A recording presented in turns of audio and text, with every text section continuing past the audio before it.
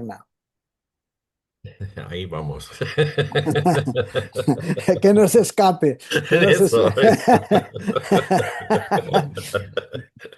No, a lo mejor te aburre, pero bueno, No, no, no, no, cuenta un poquito, por lo menos. para comentarte un poco que son temas que para mí son de interés, Sí. eh, porque como me han pedido que hable para, no sé para quién, pero bueno, para,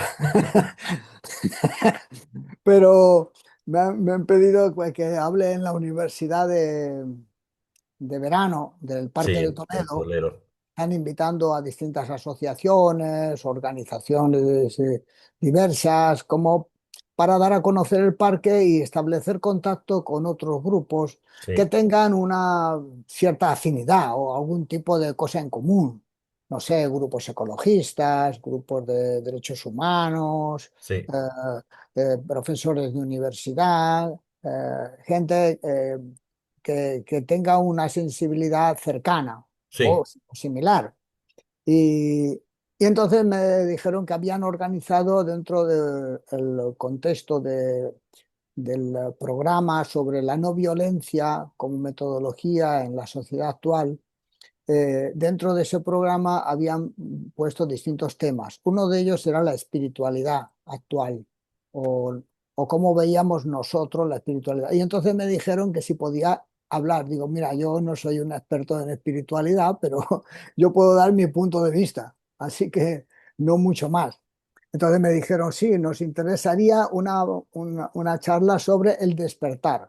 Digo, el bueno, despertar, ok. el despertar. Digo, bueno, yo eso me suena a Buda y yo tengo con Buda muy poco. Así que, pero bueno, estaba dándole vueltas qué podía decir sobre el despertar relacionado con nuestros temas y con la experiencia que uno va acumulando o va pretendiendo acumular e interpretándola de un modo. Y en, en la mirada interna, que aparece tan sintético todo, y sin embargo es una cosmogonía, es un desarrollo antropológico espectacular. Sí, Pero claro, tienes que ir parágrafo por parágrafo, sacando, exprimiéndolo y dándolo desarrollo. sí, dándole Eh, vueltas. Sí, entonces tiene muchísimo y de hecho, por ejemplo, la presentación que estamos haciendo para dar difusión al mensaje y que se entienda bien, por lo menos así eso es lo que pretendemos. Otra cosa es que lo logremos, pero bueno, Vale. lo que pretendemos es dar a conocer y viendo que ese libro tan aparentemente pequeño, en realidad es muy grande, es enorme. Lo que pasa que está, digamos, sin desarrollar. Falta que la gente que tome contacto con ese mensaje lo desarrolle. Es como Sí. si estuviera pensado para que aquí están las bases y ahora te toca a ti, a cada uno, desarrollar todo esto. Porque Eh, de alguna manera podríamos decir que en la mirada interna él toca todos los temas que existen en toda su doctrina. Sí, totalmente. Mm, En realidad podemos decir que es una accesis, mm, pero claro, planteada en otros términos mm. y además con un lenguaje aparentemente sencillo y asequible. Digo aparentemente porque realmente hay muchas cosas que explicar, que entender, y si no se tiene una base de experiencia o de lenguaje común, es Sí. difícil de penetrar ciertas cosas que dices. Son un poco crípticas, incluso aunque sí lo ha tratado de hacerlo lo más eh, asequible, digamos, a un nivel lo más posible de entender. Por ejemplo, si tomamos la palabra ciudad escondida, vamos. Incluso el mismo término de la fuerza, Mm, explicar qué es la fuerza, eh, es un tema muy importante. O, sí. por ejemplo, qué es lo real, que él Ujú, menciona. Son temas que requieren cierta eh, experiencia y un cierto tipo de profundización, de meditación en cada palabra que dice, porque no está de sobra las palabras, están muy sí. precisas, explicadas. Entonces, en ese contexto, que te estoy comentando, del Parque Toledo, de la charla, del despertar, todo eso, eh, estaba viendo cómo lo relaciono y me surgía la cuestión de cuál es el propósito, un propósito de vida sí. y un propósito de vida trascendental. Y ahí es donde lo conecté con el mito de Noé y el Ujú. mito de Usnapisni. No sé si te acuerdas tú de eso del Usnapisni. No, Usnapisni era, a ver si tengo por aquí algunas notas, porque a veces voy anotando cosas y las voy. Lo que pasa que luego las archivo y tengo archivos tan grandes que luego no hay que los encuentre nada. que es un laberinto para ti mismo.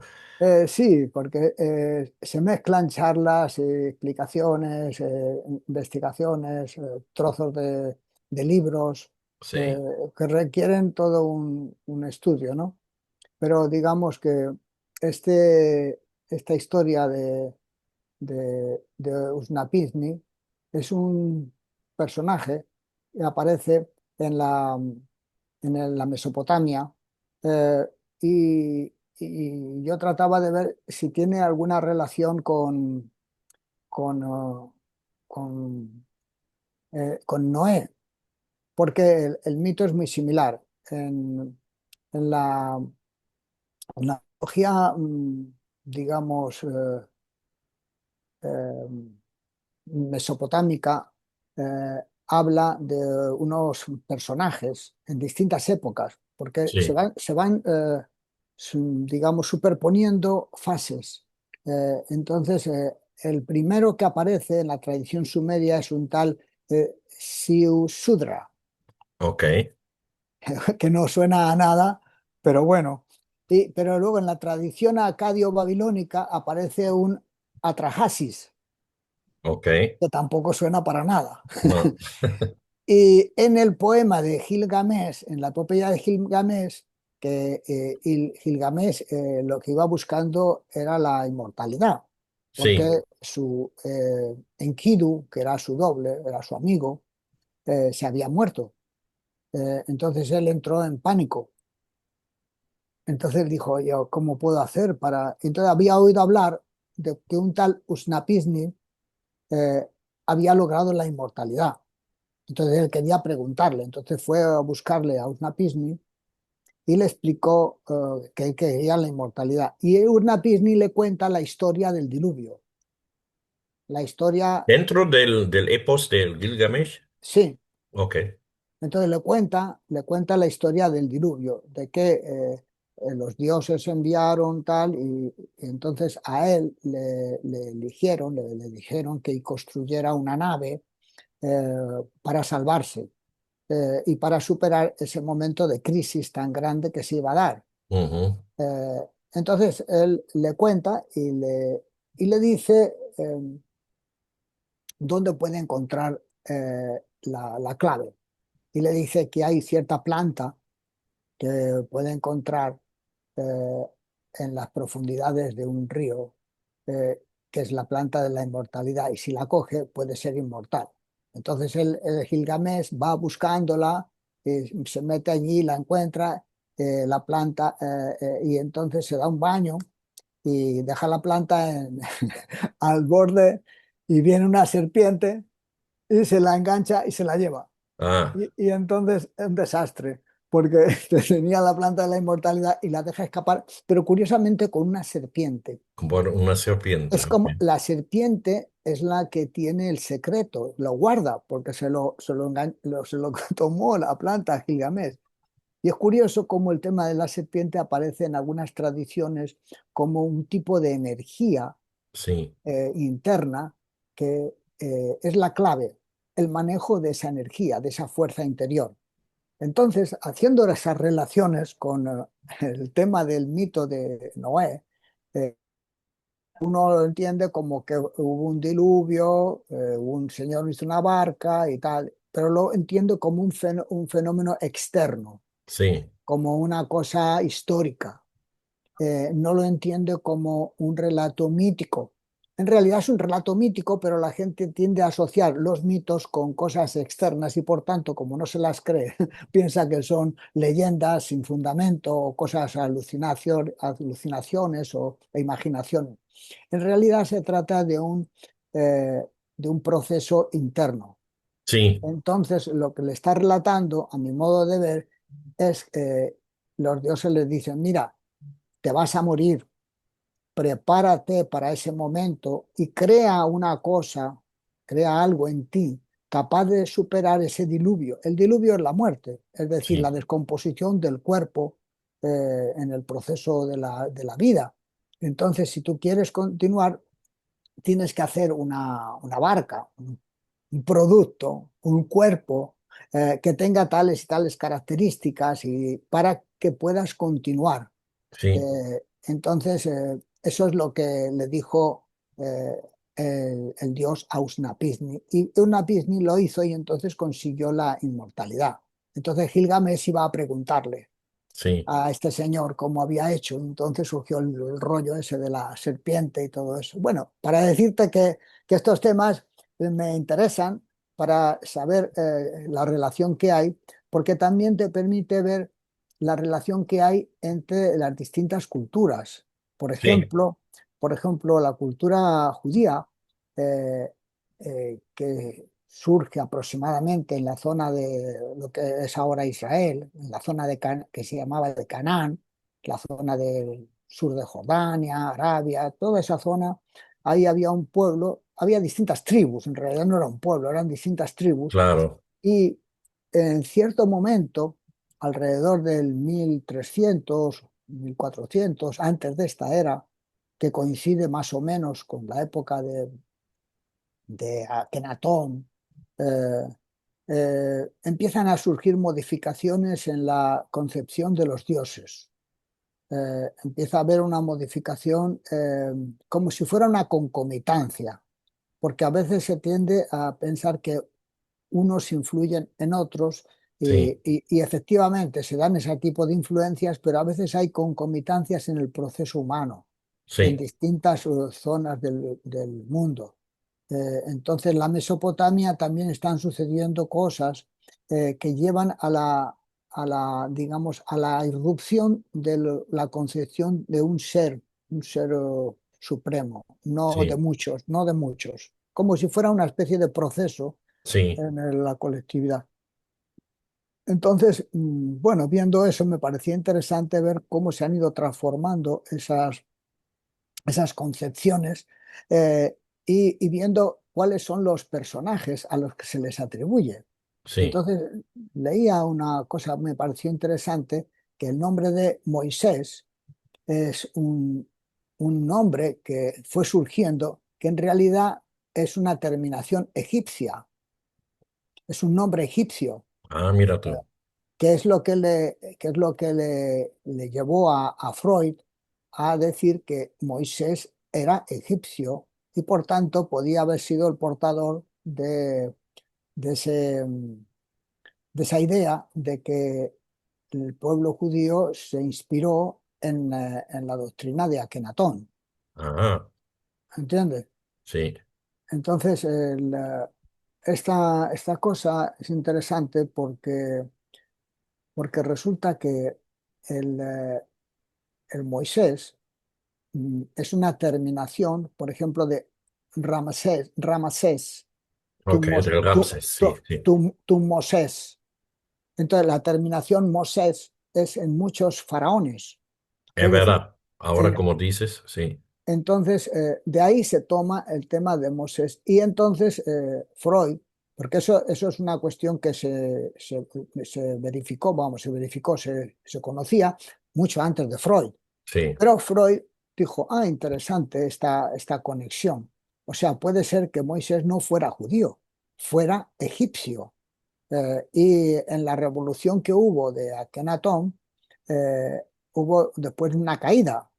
Después de la revolución hubo una caída y hubo problemas. Entonces, para los seguidores de Akenatón, o sea, de Atón, más bien, no de Akenatón era el faraón, para los seguidores hubo esos problemas y entonces él tuvo que huir de allí.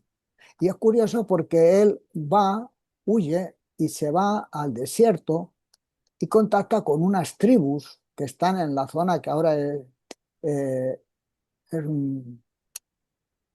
como te diría, como por la zona de Acaba, del Sinaí, de la zona esta, había unas tribus y él se, se casa con una mujer de esas tribus sí. y esas tribus tenían también unas creencias en un tal Yahvé.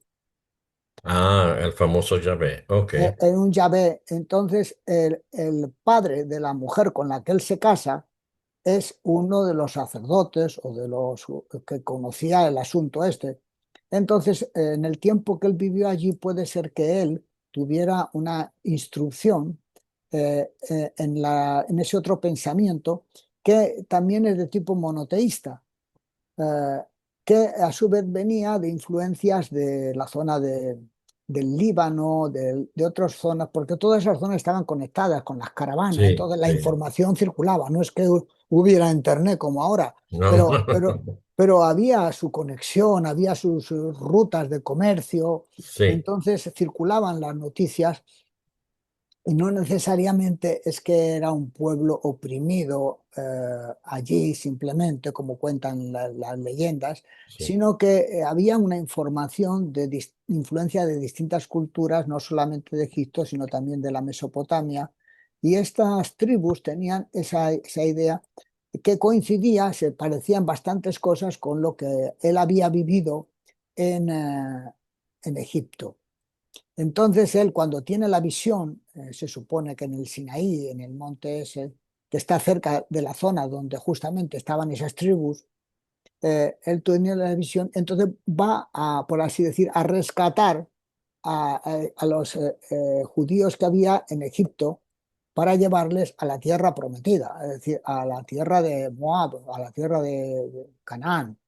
Eh, bueno, todo para decirte que son temas que me interesaban porque forma parte de mi paisaje de formación totalmente, totalmente, claro. cultural, aunque no sea un paisaje, digamos, histórico de España, pero sí es de la cultura judeocristiana Sí, y que también luego aparece en otras culturas, como por ejemplo la islámica, que es sí, continuación de la misma historia, sí, por así decir. Y hay un personaje que me llama la atención que es el Isaías, ok, eh, que es un profeta muy importante en la tradición judía porque a partir de él, digamos, define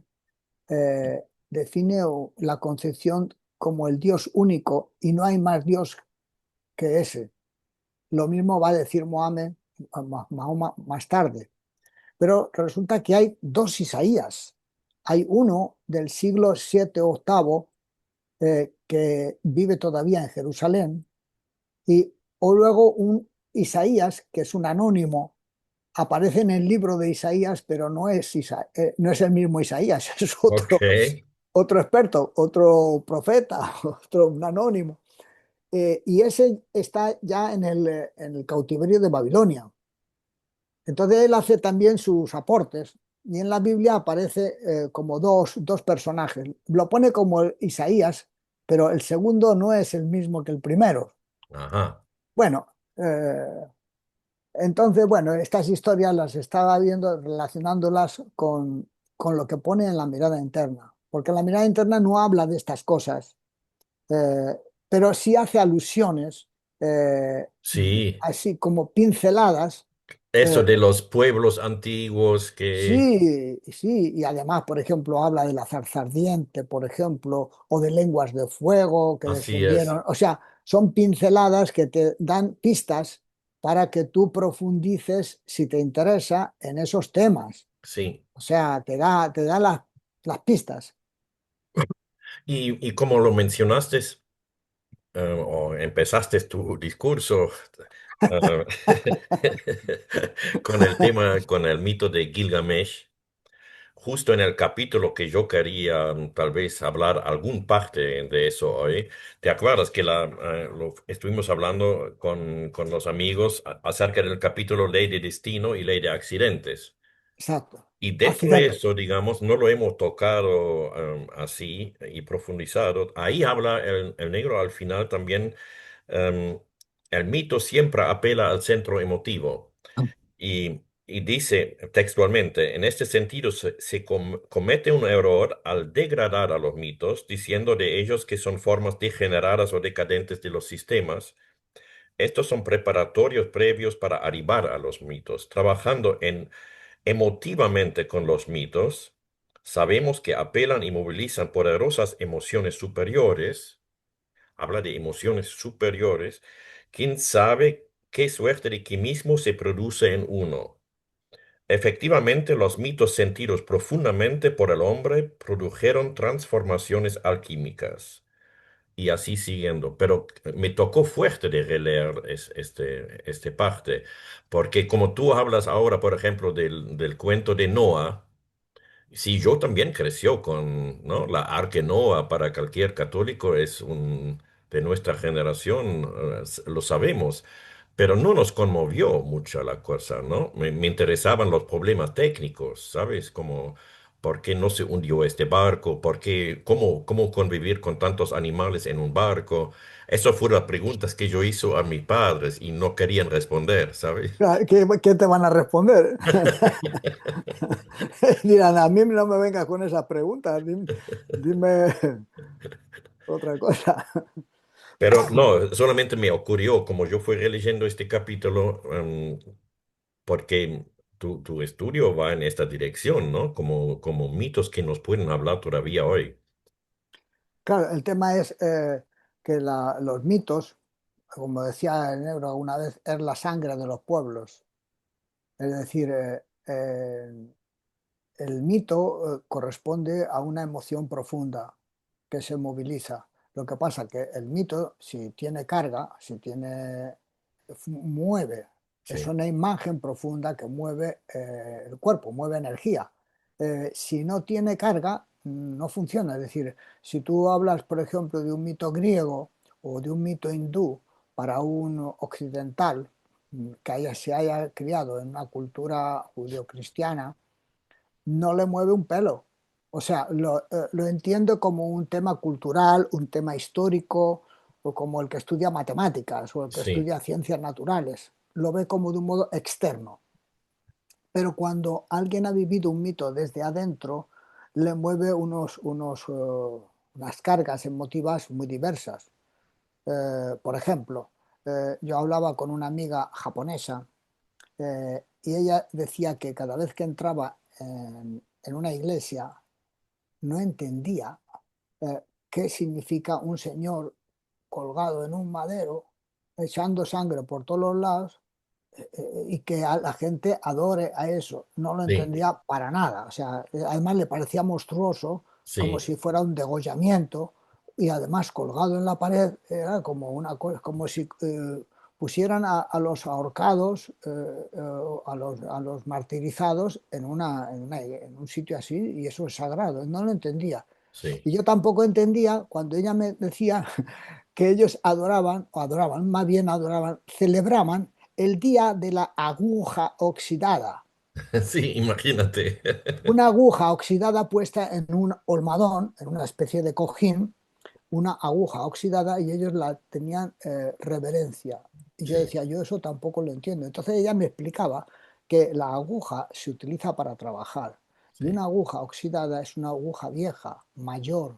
Entonces representa a los mayores, a los antiguos, a los que tenemos que agradecer Los su- a antepasados. los antepasados. Mm, Entonces es una representación en ese tipo de imagen, pero claro, el que no ha vivido en esa tradición claro, le resulta un poco sí. muy, muy externo. Y a ella le parecía lo mismo. Entonces, eh, el tema de los mitos es distinto desde dónde se perciben. Si uno está metido adentro del mito, le mueve cargas muy profundas, Mm.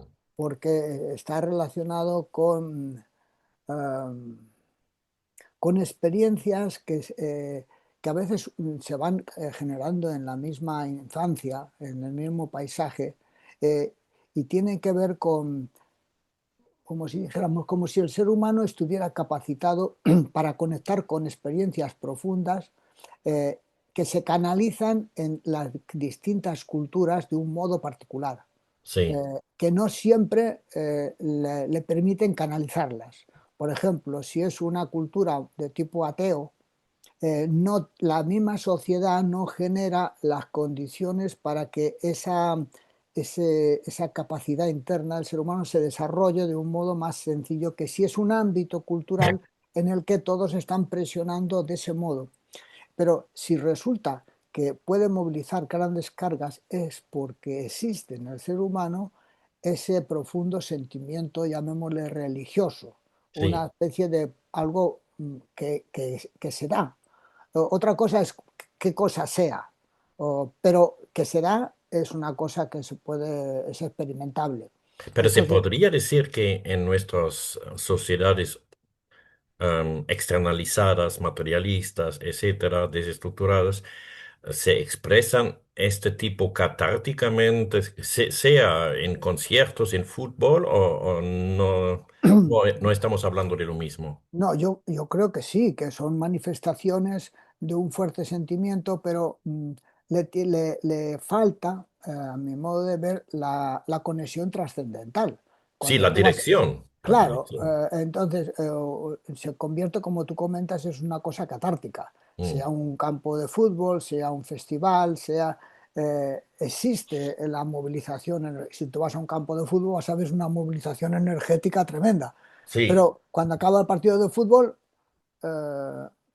se acabó. O sea, es como si no tuviera, tienen que esperar al siguiente partido de fútbol. así es. O van por la calle cantando, pero es una cosa de tipo catártico, de tipo de Pero llama la descarga. atención que a veces tienen ciertos ritos alrededor, No, los tiene, hooligans o los que van a los conciertos, tienen unos ritos que de afuera te parecen que raro, que toda la no, preparación. y tienes todas las ceremonias que hacen de apertura del partido, los jugadores van vestidos de un modo, el árbitro de otro modo, Sí, tienen un ritual, unas normas de cuándo la pelota entra, cuándo la pelota, pelota sí, sale, cuándo es falta. O sea, y la gente se identifica con como la época de los gladiadores. A sí, la época de, se identifican con el circo, con la cosa. Entonces, pero son sistemas de tipo catártico, no son de tipo transferencial, como por ejemplo se producían en el antiguo teatro griego,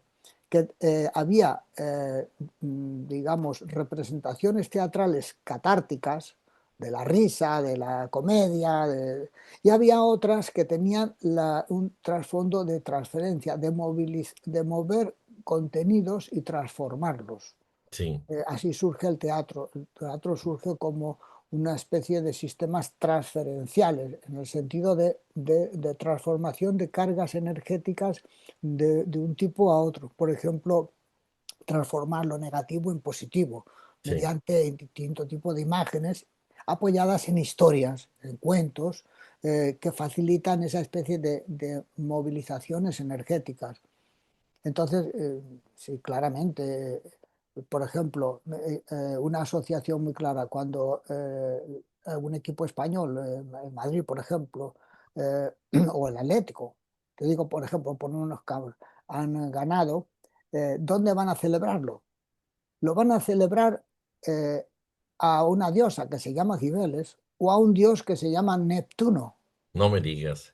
y son una fuente donde están esos dioses, que son dioses, llamémosle paganos, según Sí, la tradición cristiana, pero resulta que esos jugadores no van a la iglesia a hacer la celebración, van a ese dios y giran en torno al dios y cantan en torno a la diosa. Y no me algunas digas, veces, no sabía eso. sí, y a veces incluso han hecho la cosa más llevan una escultura de la diosa, Cibeles, con sus leones, en helicóptero y la diosa desciende de los cielos, desciende al campo de fútbol. Imagínate, imagínate. Entonces dicen, y la diosa descendió al campo del Real Madrid. Uf. ¿Qué te parece? ¿Ves que Ahí ya hay tenemos la misa. Pero y otra cosa más extraordinaria que he observado es, por ejemplo, que cuando hay la celebración de la Semana Santa, Mm, sacan a pasear un Jesucristo, sí. se llama Jesús de Nazareno, porque es una iglesia que está allí cerca Ujú. de la plaza de Neptuno. Entonces, entonces sacan al Cristo de paseo por las calles, la gente va rezando, y empiezan a dar vueltas en torno a Dios Neptuno. No me digas. No sabía eso. ¿Qué te parece? No me digas. Y yo dije, aquí hay una cosa muy extraordinaria. Los dioses antiguos están viniendo y el Cristo da vueltas como si fuera la Meca, da vueltas en torno al Neptuno y vuelve a su iglesia. Entonces, la gente no se ha dado cuenta del Neptuno. Saben que tiene que ir por Neptuno, pero su foco está en el otro. Pero lo que está Claro. en la referencia es que lo tienen que pasear por Neptuno. Y cuando va el Real Madrid, tiene que ir a la Cibeles. Y cuando va el Atlético, tiene que ir a la plaza de Neptuno también a dar vueltas y a expresarse en torno a Neptuno, porque es el dios. Sí, sí, sí, sí, sí. Entonces, hay esas cosas que no simplemente son catárticas, pero con un tipo de imágenes que se cuelan, es decir, Claro, claro. de otro tipo. Hay una mente que está buscando, ¿no? De Sí, expresarse. sí, pero y son fenómenos colectivos. Sí, No, sí, no, sí, no sí. estamos hablando de unas cuantas personas, estamos hablando de miles, cientos de miles a veces que se juntan y para ellos ir a las Cibeles es dicen van a celebrar el Real Madrid, pero hay que ir a las Cibeles, no dicen voy a ir a la Gran Vía, no voy a ir al Parque del Retiro, no, no, Sí, no, o a la iglesia de San Francisco de Asís, no, voy a ir a las Cibeles, porque las Cibeles representa un rollo que sí. se ha colado ahí. Mira tú, no sabía eso. Qué fuerte, qué Es fuerte. interesante, ¿no? Sí, sí, sí, sí, sí. Oye, Eduardo, es tan, tan interesante que casi no me animo de volver al No, tema que yo propuso. no, no, dime, no, estos son temas superficiales. De ninguna manera, para profundizar mucho.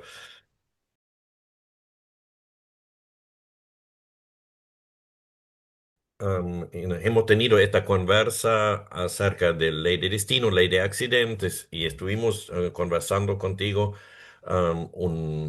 unas párrafos de eso, hace 2, 3 semanas, hace un mes, algo así. Y yo reviendo también nuestra conversa, gracias a que tenemos un video de eso y leyendo de nuevo este capítulo.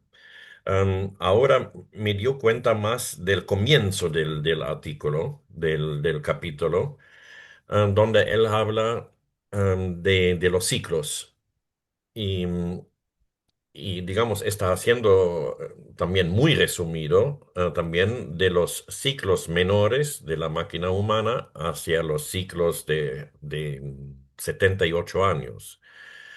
Y te puedo compartir breve aquí el texto para que no hablemos solamente, De memoria. sí, de memoria frágil.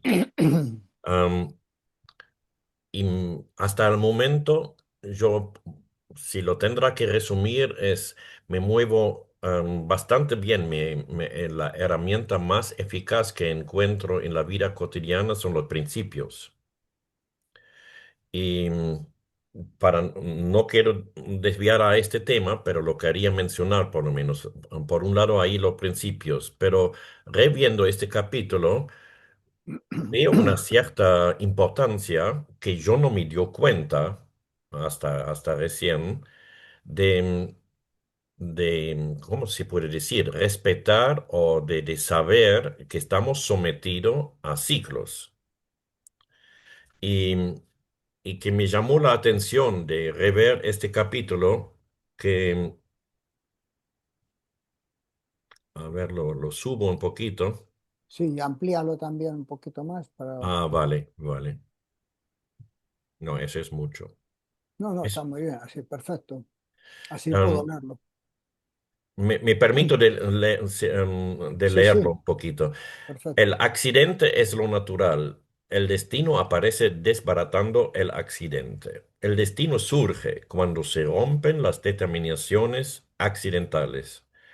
Los procesos están referidos a los tiempos internos del hombre. Ahí ya tenemos una palabra, tiempos internos. La máquina humana tiene su tiempo y también los centros en particular distintos unos de otros.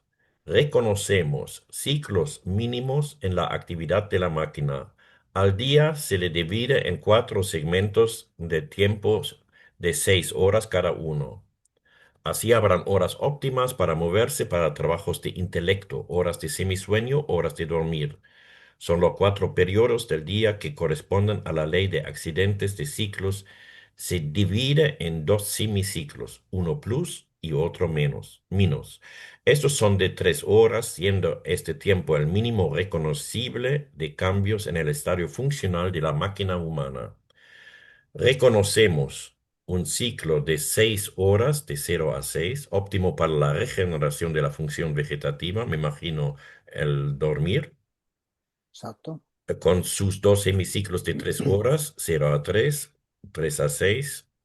Si consideramos al S, El sexo, ok, como como, parte de la vegetativa, resulta el sexo una localización de esta, correspondiéndola las horas menos para su funcionamiento. Toda actividad hecha en este periodo está tenida de sexo. sexo. Otro ciclo de 6 horas de 6 a 12, con sus hemiciclos de 6 a 9, de 9 a 12, de eminente acción motriz. Un ciclo de predominancia emotiva va desde las 12 horas, con los hemiciclos de 12 a 15, tiempo de mayor divagar, semisueño, y de 15 a 18 horas. Correspondiendo el ciclo de 18 a 21 horas de predisposición intelectual con las tres primarias horas menos y luego un hemiciclo plus, reiniciándose la actividad vegetativa. Lo dejo ahí por el momento, y mi consulta va un poco en, espera, lo voy a cerrar, am, que, que por un lado,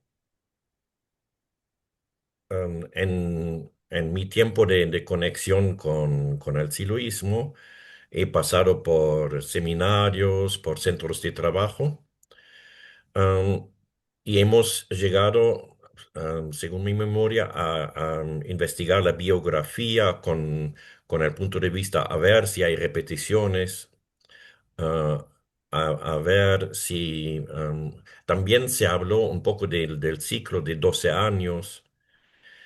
Pero a este detalle tan preciso no se ha llegado, según mi memoria. Yo entró finales de 83. Por otro lado, en mi observación de la vida diaria y mi comportamiento con todo eso, veo que muchas veces yo me esfuerzo o sobreesfuerzo con momentos donde no me va digamos, lo intelectual. Y y yo hasta el momento, digamos, tenía la impresión, no, pero lo intelectual tendrá que funcionar siempre igual. Pero me parece que no es así. Y leyendo eso me lo confirma de alguna manera y te quería consultar si no será incluso bien de respetar eso, un poco estos ciclos. Bueno, esos testeos, esos, digamos, observaciones se hacían hace años. Cuando se hacía el autoconocimiento, se hacía un trabajo de biorritmo de cada uno de los centros. Cosa que yo nunca lo hizo. Claro, porque ya estábamos hablando de los años 70. Ok. De principios de los 70, los trabajos de autoconocimiento no solamente se hacía la biografía, sino que se hacía también un testeo de los centros y de sus ciclos, su biorritmo. Entonces, trataba de observarse que había efectivamente ciclos y tú puedes observar que eh, se dan, la gente todos los días duerme, por ejemplo. Y Ujú. normalmente se va a dormir normalmente por la noche, Sí, no se duerme durante el día. Es sí. decir, que la misma naturaleza está armada con ciclos. y sí, duermen los animales. Bueno, hay animales que cazan por la noche. O sí, sí. sea, pero digamos que entonces ellos tienen que dormir durante el día. O sea, se les invierte, pero tienen un ritmo, unos ciclos. Entonces, si tú observas, por ejemplo, cuando por la mañana te levantas es cuando más energía tienes para moverte, normalmente. Y cuando por la tarde o por la noche suele ser cuando se dedican más a actividades de tipo intelectual, en general. Claro, luego va a depender de los trabajos que uno tiene, va a depender de las ocupaciones o cuestiones personales, familiares, pero digamos, tú puedes percibir que no todos los momentos son iguales para, por ejemplo, tener capacidad de tipo intelectual. Otros momentos son más de tipo motriz, otros momentos te sientes más con ganas de expresar tus emociones, de relación tanto con el medio. Son como distintos momentos. ¿Y no será muy bien de aceptar eso de alguna manera? Bueno, en mi caso, por ejemplo, yo trato de utilizar, aprovechar justamente esa tendencia para justamente no ir en contra de la evolución, sino, Eso, es decir, aprovecho, digo, bueno, durante la noche, ponete de las 12 más o menos, la 1, hasta las 6 de la mañana o las 7 yo sí, duermo. Luego, por la mañana, trato de hacer actividades de tipo motriz. Claro, cuando iba a trabajar al banco no es actividad de tipo motriz, es claro, actividad, claro. pero ya entramos en otro tipo de cosas culturales, de trabajo. Pero, digamos, si tienes tiempo libre, como yo tengo ahora, lo dedico a actividades de tipo motriz, de tipo mover cosas, hacer trabajos motrices en general. Y después, digamos, dejo para la tarde, tarde-noche, actividades de tipo más de tipo intelectual, de estudiar, de tener conversaciones con la gente como estamos teniendo ahora mismo, que Sí, justamente entra de la parte intelectual, por así decir, este horario, sí, hasta altas horas de la noche que se expresa con mayor intensidad. A veces uno se queda, por ejemplo, estudiando por la noche hasta las 11, a las 12 de la noche. Yo me quedaba siempre estudiando cuando estaba en el colegio sí, y, y eran las horas que dedicaba para el estudio. Y normalmente las bibliotecas, cuando la gente va a estudiar, van a estudiar por las tardes. Aunque sí. ahora también las abren por las mañanas, la gente tiene que preparar una oposición, pero la tendencia es más bien por la noche como una predisposición. Luego tú puedes estudiar a cualquier hora, como puedes moverte a cualquier hora. Claro, pero me dio cuenta porque yo insistió tanto tiempo que me despierto, tomo un cafecito y quiero hacer, qué sé yo, un trabajo intelectual, ¿no? Pero no me va, no me va. Y es casi reciente que me digo, no, mejor arreglar unas cosas, mover el cuerpo y después sentarte en otro momento. Sea, son predisposiciones, Sí, digamos, determinismos naturales sí, motivados por los ciclos que hay del Sol, de la Luna, de las estaciones. Todos los seres tenemos unos ciclos, porque no todo es igual, no es línea recta, tiene un ciclaje. Entonces, en general, funciona de ese modo. Que luego y, tú los ajustes más a esos horarios, bueno, ya es una cuestión de entrenamiento, de costumbre, pero hay una tendencia a que eso se dé más de un modo que de otro. Sí, eso claramente. y ¿por qué no se dio a eso más, tanta importancia más en las décadas después, en las ochentas y noventas? No me acuerdo. Digamos que se fueron modificando y simplificando, no complejificando. En general, fue una tarea de ir más a lo esencial, más que ir, si te das cuenta, en los ciclos que se hacían en los años 60 y principios de los 70, se hacían testeos muy precisos de cada centro. Se hacían ciclos de mucho tipo de testeo vegetativo, Sí, testeo motriz, testeo emotivo, intelectual. Se hacía mucho tipo de prácticas con mucha precisión como de laboratorio. Pero es cierto que trabajaba con pocas personas. O sea, comparado con el número de personas que se trabajaba en épocas posteriores. Entonces no había suficiente cantidad de instructores para poder desarrollar esa cantidad de temáticas con esa precisión, porque la población en general no está interesada en tanto estudios como si quieres meter a toda la gente en la universidad. Pues no, no toda la gente va a la universidad. Son algunos que van a la universidad y aunque hables de miles, van a ser miles, millones, pero comparado con el total de la humanidad, pues no todos van a ir a la universidad. claro. No solamente porque no tengan posibilidades, sino porque a no todos les interesa el tema del estudio, o como no a todos les interesa el tema de aprender música o de pintar o de hacer un tipo de tareas especializadas, ¿no?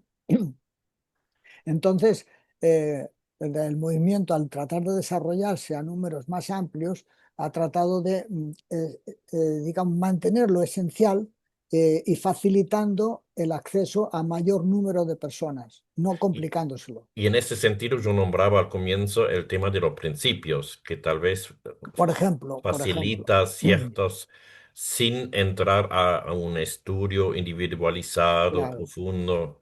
O sea, por ejemplo, si quieres llegar a muchas personas, no es lo mismo que te muevas con el mensaje de Silo, que aparece lo básico y fundamental y esencial para el desarrollo humano, que te muevas con todo el obras completas, uno, dos, con todo el desarrollo de disciplinas, que si de oficios, eso es una tesis doctoral. O sea, Sí, eso, no toda la gente se va a leer en obras completas. Ni nosotros no lo estudiamos habitualmente. sí, Es decir, que requiere distinto tipo de vocación para las personas. Entonces, para su desarrollo se va a lo fundamental, a lo esencial. Y lo esencial son varios pilares fundamentales que si los realizas tú mismo por experiencia vas a ir desarrollando el reconocimiento de esas experiencias de las que te hablan. sí, Es decir, por ejemplo, si tú trabajas con la atención, sí, con la observación de ti mismo, te vas a dar cuenta de los mecanismos mediante la autoobservación de los mecanismos mentales.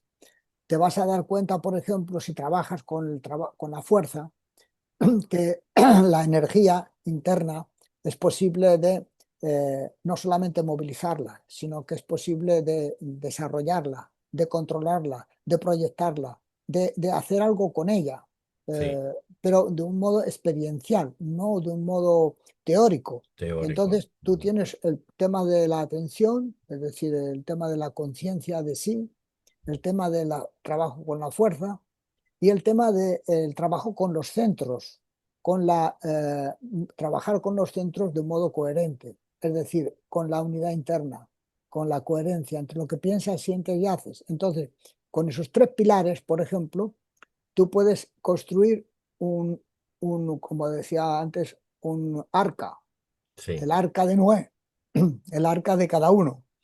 Eh, con eso construyes, digamos, lo que en otras conversaciones hemos estado hablando, esa cosa que se llama el espíritu. sí, Es decir, el nacimiento espiritual se produce cuando tienes un tipo de práctica en una dirección y puedes consolidar con indicadores precisos, además, el surgimiento de una realidad diferente. ujú, Entonces, no necesariamente necesitas estudiar todo lo que ha dicho Silo, porque necesitarías una vida por lo menos. sí, O, bueno, probablemente dos. pero si lo que se pretende es verificar por experiencia lo que se dice, lo mejor es profundizar directamente en la experiencia, Sí, no simplemente en la teoría. La teoría está muy bien porque te da contexto y sí, te da un mapa, por así decir. Pero una cosa es tener un mapa y otra cosa es viajar por los lugares que dice el mapa. sí, Entonces, a veces confundimos, hace uno por el Google Earth y uno hace un viaje imaginario, voy a este sitio y a este voy a las ciudades, pero es distinto cuando tú tomas un tren, tomas un avión y te vas a los lugares, hablas con la gente, percibes en la atmósfera de los lugares, sí. es decir, metes tu cuerpo en la situación, en la práctica. Entonces, captas otro tipo de información, otro tipo de experiencia. Así que creo que la simplificación fue para facilitar que mayor número de personas accedan a la misma enseñanza. digamos, me llamó la atención porque yo veía resonancia en mi vida. Ah, mira, mira, por las mañanas me pasa tal cosa, por la tarde. Entonces vale la pena de estar consciente de que hay estos ciclos y irse a lo mejor aprovechándoles Exacto, al exacto, máximo. exactamente. Lo mismo que ahora, por ejemplo, aprovechamos esta tecnología para hablar, que Sí, antes no había, pues saber, por ejemplo, eso puede orientarte a no forzar a uno mismo en momentos en los que no le apetece. Y uno dice, sí. ¿por qué no me apetece? Bueno, pues hay una especie de condicionamientos que, que ¿para qué obviarlos? ¿Para qué dejarlos de lado? Y él dice en algún momento, lo estoy buscando. Sin previo estudio de los ciclos, sin conocerlos, se darán explicaciones respecto de la máquina humana circunstanciales que nada o poco tienen que ver. Digamos, confirma la importancia de los ciclos, y que muchas veces se dan explicaciones raras, tal vez, pero si uno conoce un poco mejor los ciclos, lo sabe, ¿no? Si se estudia el problema, si se profundiza en su conocimiento, veremos la casi total, aquí en este libro dice, veremos la casi total posibilidad de los ciclos, pero en otra versión otra edición del libro que tengo, digital, se dice, veremos la casi total previsibilidad de los ciclos. Algo así se puede observar, cierta tendencia a repetición de cosas, aunque no preveas el accidente, digamos, lo que va a suceder, Sí, si sabes la tendencia de que eso pueda volver a pasar sin saber exactamente qué cosa. O sea, sí, por ejemplo, si cada 12 años se produce un recodo en tu vida, no sabes, siempre han sido recodos que se han producido por distintas situaciones. sí, O sea, la situación concreta, digamos, es el accidente, lo que no sabes a qué se va a decir. Puede ser que sea que te cambias de ciudad o que un ser querido se muere o que cambias de trabajo o que comienzas un largo viaje.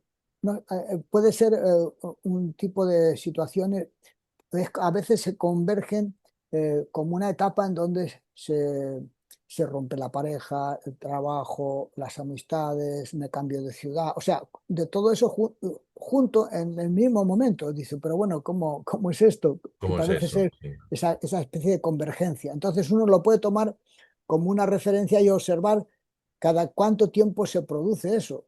No porque uno esté esperándolo, sino porque uno puede verificarlo en su vida, cómo cierto tipo de cosas se repiten. Entonces, aunque no sepas lo que se va a suceder, algo va a pasar. sí, No tienes que hacer nada, simplemente lo que sí que puedes hacer es generar un proyecto suficientemente fuerte, sólido, que incluso si hay esos ciclos, que uno no puede evitarlos, como no puede evitar que va a morir, pero sí, sin embargo uno pueda hacer, mantener una dirección. Entonces, manteniendo una dirección, eh, los ciclos pueden suceder, pero no te atacan de un modo tan fuerte como si no tienes referencia. Entonces, si tienes una referencia interna, un poco la alegoría de Ulises que se agarra a un mástil en la tormenta, sí, bueno, pues si uno tiene una referencia interna, aunque sucedan cosas que uno no puede prever, que están fuera del alcance, no te afectan del mismo modo si tienes donde agarrarte, si sí. tienes algo donde recurrir. Porque si no, eres como una hoja que la lleva el viento de un lado para otro y puedes ir para cualquier lado. Mientras que lo Claro, otro, sí, en esta dirección que comentas, porque como lo hemos dicho, y si alguien lee este capítulo, se va a dar cuenta que él va desde estos ciclos que uno puede realizar diariamente, como yo en este momento. Ah, mira, me pasa por las mañanas eso, a la noche me pasa eso. Él habla también después de los ciclos mensuales, habla de los ciclos mayores, habla de ciclos de 78 años, está hablando del ciclo de la vuelta del cometa Halley. Am, entonces, digamos, eso de los ciclos, no soy yo el individuo que está sometido a eso. También, tal vez el conocimiento o ¿cómo se puede decir? El respeto a o el estar consciente de ciclos, uno se da cuenta también del estado de las otras personas alrededor de uno. Claro, uno puede ser más flexible, por ejemplo, con que otra gente no siempre está en el mismo estado mental. Tiene también sus climas, sus distintos momentos de depresión, de alegría. Entonces, uno no, es como si no fuera la misma persona. Sí, Entonces, tampoco uno es el mismo en todos los momentos. Uno va cambiando mucho porque el propio yo eh, se mueve en base a datos de memoria, en base a datos de percepción, de cosas que uno cree. O sea, pero las creencias van cambiando también. sí, Las imágenes van cambiando. Entonces, todo es muy dinámico, salvo que haya un proyecto, algo que dé cohesión, que eso en definitiva es lo que creo que se trata, de crear algo coherente, algo con cohesión suficiente para superar esta especie de diluvios, esta especie de situaciones que te sacan de tu centro. Entonces, crear sí, un centro de gravedad sería comenzar a crear un destino. sí. Eso es lo que la diferencia entre el accidente y el destino. Y en este sentido, puede ser útil de estudiar, qué sé yo, con el horóscopo o con las máquinas, estos ciclos, para ubicarse mejor en este baile de ciclos. Es cierto. Ahora bien, eh, si alguien se está cayendo por un precipicio y saber que se está cayendo no le va a frenar el golpe. Ok, vale, Entonces, tú puedes estudiar los ciclos, es interesante conocerlos y está muy bien, pero no por, o sea, es el primer paso, darse cuenta de la mecanicidad, eso. pero digamos que no se arregla con eso. Es decir, lo No, que no, vas, no, eso yo he entendido muy bien exacto. tu discurso. Lo importante es la dirección Entonces, ahí, por ejemplo, la cosa más pragmática, la cosa sí, más práctica es qué puedo hacer en mi situación para que me estoy cayendo por el precipicio, ¿qué hago? ¿Qué paracaídas utilizo? eso, Entonces, el paracaídas son los principios. sí, Es decir, si tú, por ejemplo, pones énfasis en los problemas, en darle vuelta a los problemas, no vas a arreglar el problema, correcto. por más que le des vueltas. Entonces dice, bueno, no, pero hay que darse cuenta, sí, pero puedo darme cuenta del problema y analizarlo, pero no puedo estar siempre con el problema, porque Claro. entonces no, es que no genero soluciones, genero problema. Es como un aforismo, Sí, sí, sí, se sí, autogenera. Entonces yo dije, no, aquí el tema es ver lo positivo, ver cómo salgo, aplicar algo, cómo trato a los demás, como quiero, es decir, hacer algo con otros positivo, es decir, siempre me guío por lo positivo, por sí. algo que sea coherente. Entonces, de ese modo, supero los ciclos, por así decir, supero el abismo, supero porque estoy con una dirección. Estando con esa dirección también es o sobre todo es en dirección energética. Porque en su momento yo me acuerdo, se hablaba siempre como muy generalizado en el movimiento, no hay que mirarse el ombligo. Digamos que la energía va solamente hacia adentro, ¿no? Y yo creo, Claro, un poco te refieres a eso, uno puede perderse tal vez en un estudio del propio ciclo y ve cada ciclo y ya no termina en nada. claro. Bueno, el tema de la energía es un tema importante porque la energía tiende, digamos, lo que pretendemos es crear un centro y que ese centro se expanda y vaya hacia afuera. Eso, Es como si superara el propio cuerpo, el propio yo. Y normalmente la energía está muy ahí pegada. Si sí, observas en los dibujos de los santos, aparece una aureola alrededor que trata de expresarse. Es como una alegoría, una especie de traducción de impulsos de un fenómeno que quiere expandirse, que quiere ir más allá de lo conocido, sí, ese fenómeno energético que comentas. Entonces, lo que pasa es que para poder expresarse no puede estar desestructurado, no puede estar roto.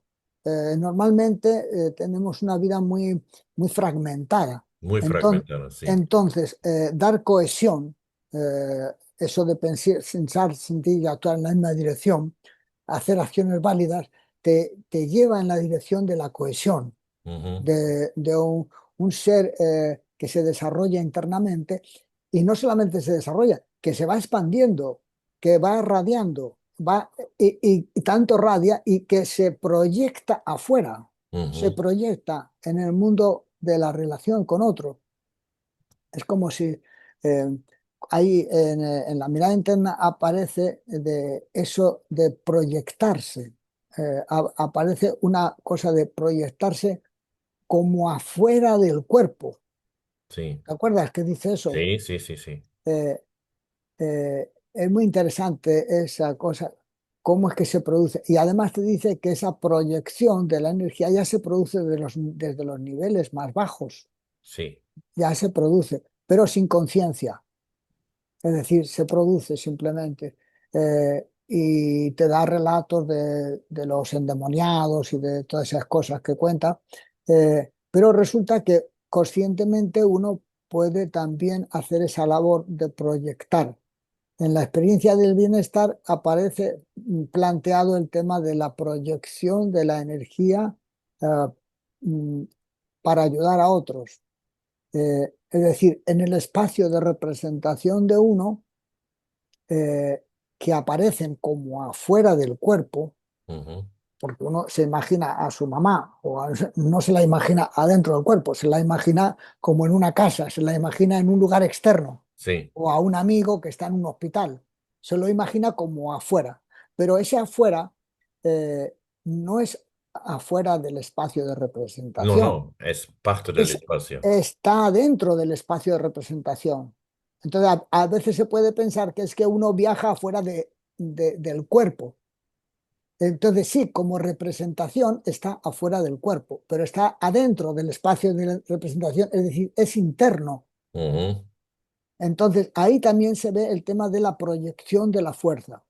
Cuando el campo psíquico, digamos, eso tiene esa cohesión interna, sí. eh, puede externalizarse, puede llegar a otros, puede conectar con otros porque es como si dijéramos que estuviéramos conectados mediante los espacios de representación. Es decir, tú formas parte mía y yo formo parte tuya. ¿Cómo conecto yo contigo? Por tu imagen. Tu Sí, imagen, desde el momento en que percibo la imagen, ya está, estás conectado. sí, correcto. Entonces, estés vivo o no estés vivo, la imagen ya está funcionando. Sí. Entonces me relaciono con esa imagen. Es decir, por ejemplo, la realidad que tiene el que está vivo o el que está muerto, desde el punto de la vista de la imagen, es la misma. Es dentro del espacio de Sí, representación. por ejemplo, yo represento a mi padre. Sí. Mi padre no está ahora en este espacio-tiempo, pero mi recuerdo sí está en este espacio-tiempo. Pero cuando yo lo grabé en este espacio-tiempo. Entonces yo me comunicaba con él en este espacio-tiempo justamente a través de la imagen y Ujú. tenía una relación con él y un registro. Eso lo puedo evocar exactamente ahora igual. Es decir, que yo me comunicaba con él entonces y me puedo comunicar con él ahora del mismo modo. No sé Eh, si me explico. sí, sí, te Lo que pasa entiendo es y que no te entiendo. sí. Porque digamos, de la vista normal, hay un receptor también de mi comunicación. Sí, Y el otro, si está muerto, no no, recibe. no, no, ya, no. El tema es si sigues el registro. Es decir, lo que conectas con el recuerdo de tu papá, sí, tanto vivo como no vivo, por ejemplo, si tu papá está en otra ciudad, sí. que está vivo pero en otra ciudad, y tú te lo recuerdas y tú conectas la pasión que tienes por tu papá o con el registro, no importa si está en otra ciudad, si está vivo o no. Pero él no lo recibe. No, no, el que lo recibe eres tú, porque tú cuando está el otro vivo, el que lo recibe siempre eres tú, Claro, claro. porque el otro forma siempre parte de ti. No hay, Entonces estamos hablando de cohesionar todo este espacio de representación gracias a buena relación claro, y claro. integrar también los contenidos. Exactamente, entonces, en la medida que todo eso se cohesiona, tiene unidad, tú vas a tener un registro interno como de una presencia diferente. Es Sí, decir, es como si estuvieras creando un nuevo ser, un nuevo registro. sí. Entonces lo puedes percibir, que te acompaña, que eh, a veces es como si te inspirara. Te, Eso te quería decir, digamos, eso libera una energía nueva o una calidad de energía nueva. Claro, porque estás fabricando un tipo de energía diferente. Sí, Entonces, cuando dice ahí, por ejemplo, que se produce una transformación alquímica, es decir, qué tipo de sustancias están produciendo, lo mismo que, por ejemplo, cuando tienes una irritación, cuando sí, estás enfadado, llega un momento en que te puede producir una úlcera de estómago sí, de tanto malestar que tienes, o un tumor, o sí, no sé qué. Entonces, del mismo modo, una alegría, una pasión, produce también sustancias, endorfinas, produce neurotransmisores cómo se produce el enamoramiento, cómo se produce cierta inspiración. sí. Algo, es decir, ese tipo de imágenes produce también modificaciones corporales, sustancias que se producen, o bien porque se producen las sustancias, se producen ese tipo. El asunto es que van conectados. Así es. Entonces, si tú repites tus actos de unidad interna y si tú repites tu cohesión, se va generando un tipo de sustancia particular. Y, y hago un paso atrás, porque en mi propio estudio acerca de los temas, de violencia, de venganza, de la reconciliación, ahí entendió, gracias a las enseñanzas, del negro, qué importante es la reconciliación en uno mismo, incluso más antes o independientemente si se da una reconciliación no sé qué con la otra persona en cuestión. Porque no solamente mi comportamiento es diferente, sino también mi estar conmigo mismo, digamos. Claro, liberas cargas, liberas Así es, energía que así es, está atascada, que está así, bloqueada. ujú, Entonces, reconciliarte significa que liberas energía. así es, Y al liberar energía, la experimentas una gran alegría o como una especie de distensión. sí. Y esa distensión tiene registro, tiene indicadores claros.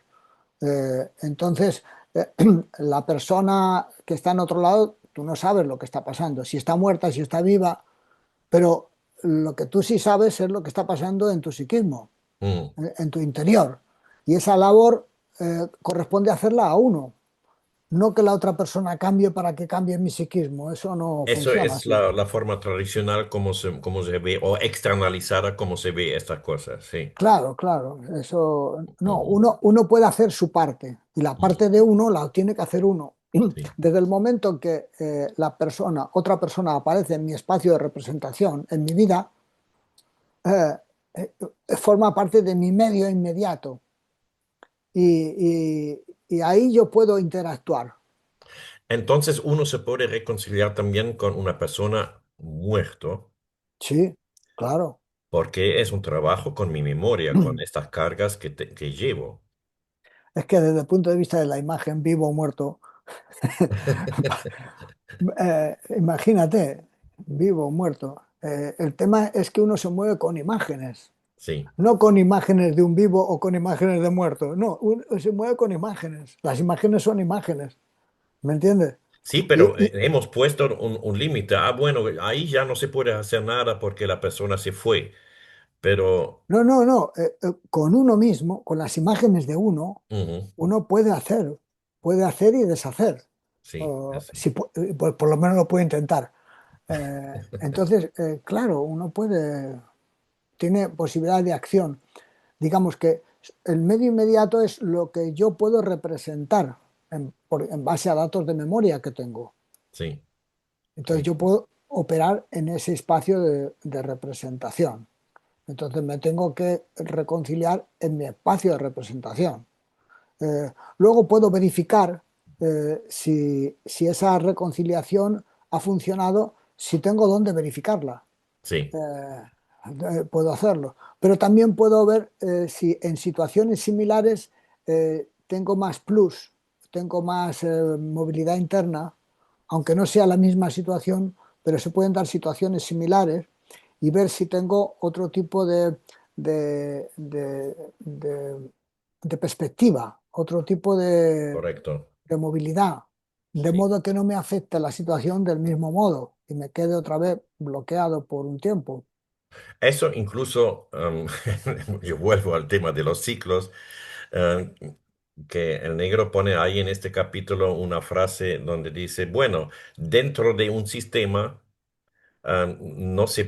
no se puede ver. Para ver ciclos tienes que salir un poco del sistema, tienes que mirarlo un poco desde arriba. Claro, Y eso no importa si miras un ciclo histórico o de toda la vida o como yo fui mencionando, ciclos del día. así es. Si estás sometido, no lo ves, ¿no? Y te quería pedir finalmente, porque tampoco te quiero robar más tiempo, No me el, robas nada. el, ¿me puedes dar el favor de resumir un poco? Yo he entendido, sí, es interesante de estar consciente que hay ciclos y de no actuar en contra de los ciclos, em, pero no es tan significativo, no es tan importante. Yo te puedo decir lo que yo trato de hacer Sí, como criterio. por Por favor. ejemplo, por ejemplo, tengo en cuenta las estaciones y tengo en cuenta los ciclos diarios. Las Sí, estaciones, porque no es lo mismo el frío del invierno que el calor del verano, o el buen tiempo de la primavera o el del otoño. sí, Entonces, me distribuyo siempre hablando de situación donde tengo plus, porque si tengo que ir al trabajo bueno, invierno o verano, tienes que ir a trabajar. Si tienes que atender cuestiones de la familia o de otras cosas, tienes que tener en cuenta eso. Pero en general, trato de hacer los trabajos más de interiores, de escribir, de estudiar, eh, más en la casa en invierno, porque hace más frío en general. sí, Y en verano, digamos, cuando vienen las estaciones más cálidas, son más externas. Eso como principio general. sí, Pero luego dentro de cada día hay, por ejemplo, lo que te comentaba aparte del ciclo del reposo, que es obligatorio para todas las personas, tienen ujú, que irse a dormir, pues si no se caen. O sea, ves, eso es obligatorio, o sea, no puedes oponerte. Si sí, estás varios días sin dormir, después se te produce un desajuste tremendo. Es como si estás muchos días sin comer o sin beber, pues, pues no puedes hacer otra cosa, estás ensoñando continuamente en beber y en comer. Entonces, si superado la cuestión básica del descanso, comida, bebida, o sea, la cuestión vegetativa, sí, las otras cuestiones es durante la mañana en general hacer algo de ejercicio, o sea, movilidad, sea gimnasia, o sea, algún deporte, o alguna actividad manual también sí, puede ser, sí, o sea, actividades físicas en general son las que yo utilizo. Y luego, por las tardes, en general, suelen ser actividades más de tipo intelectual, ujú, o bien de comunicación con otros, claro, digamos, donde está el tema de la emotividad, de las relaciones, de reuniones, de ese tipo de cosas. Entonces van alternadas la cosa emotiva y la cosa intelectual. mientras que por la mañana es más de tipo motriz.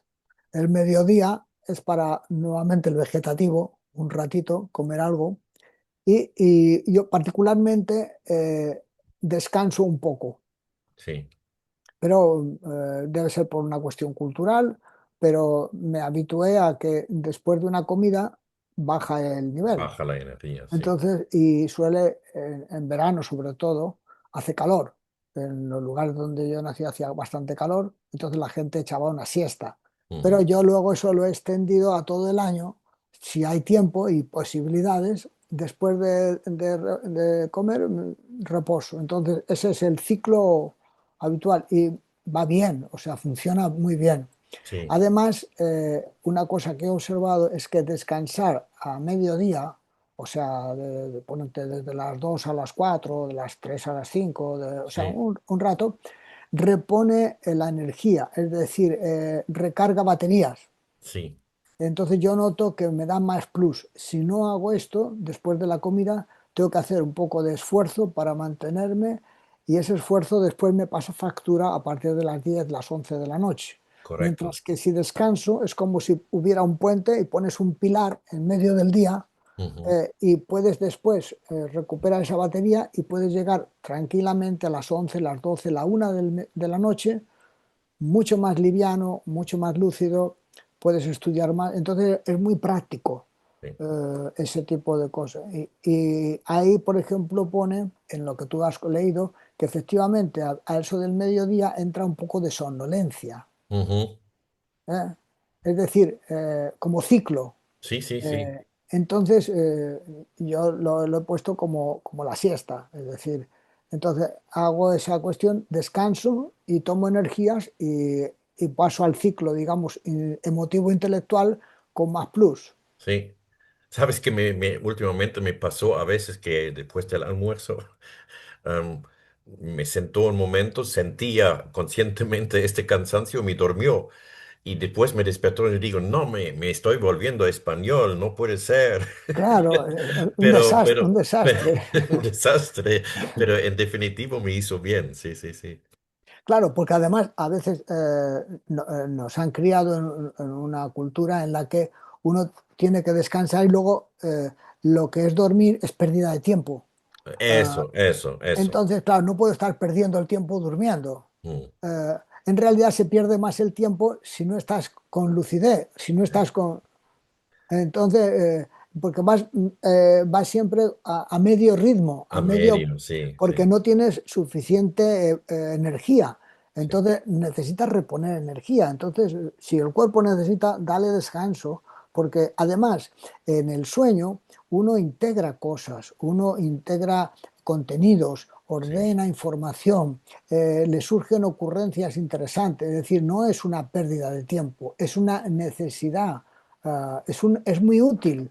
Es decir, sí, no hay que verlo como un problema, sino como una ayuda, el tema de los sueños, el tema del descanso. sí, sí. Así que de ese modo lo integra de otro modo. No, te agradezco mucho, Eduardo, que hemos tenido esta oportunidad de hablar de estos temas.